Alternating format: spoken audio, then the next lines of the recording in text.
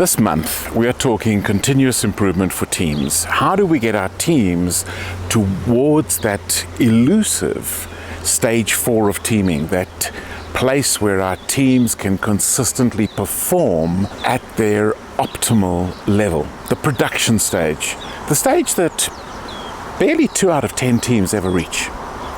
So that's what we're talking about, and we have an interesting quote and a story.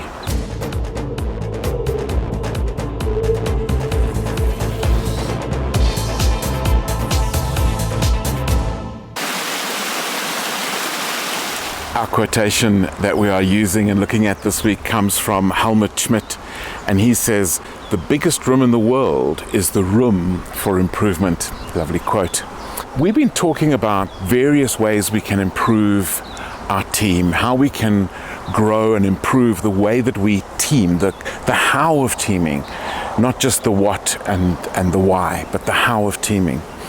And one of the ways is a participant observer. It's a little story, because I have practiced this many a time when I am working with leaders to improve their teaming.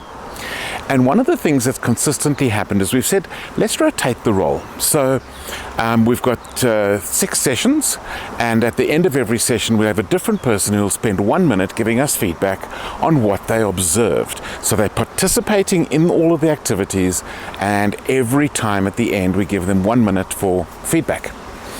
Now, there's been obviously the direct improvement of people saying, hang on, there are certain people who are not participating, there are people who are dominating, this kind of thing. That's the obvious benefit. But there's a subtle benefit that I have seen over and over again, so much so that I now ask about it afterwards, and the people go, oh yes. And what is that subtle benefit? It's simply this, that by being the participant observer, they became aware of their own behaviors. And they suddenly opened up to this idea that, oh, I was doing that interrupting. Now that I'm observing the others, I was the one dominating the conversation. I was the one who didn't allow somebody else to speak. I was the one who asked all the questions and left no room for anybody else's questions. They suddenly become more self-aware. So if you can rotate that amongst your team members, and every one of them says that, and I ask it over and over again, and about 80% of people say, oh yeah, I became more self-aware because I was observing what's going on in the team.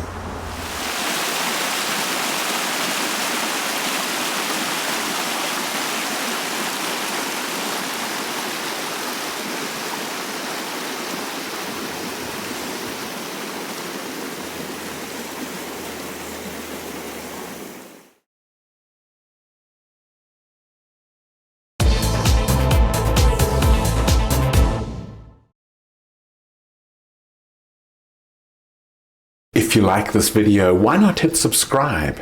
That way you can regularly get conscious leadership updates in your YouTube feed.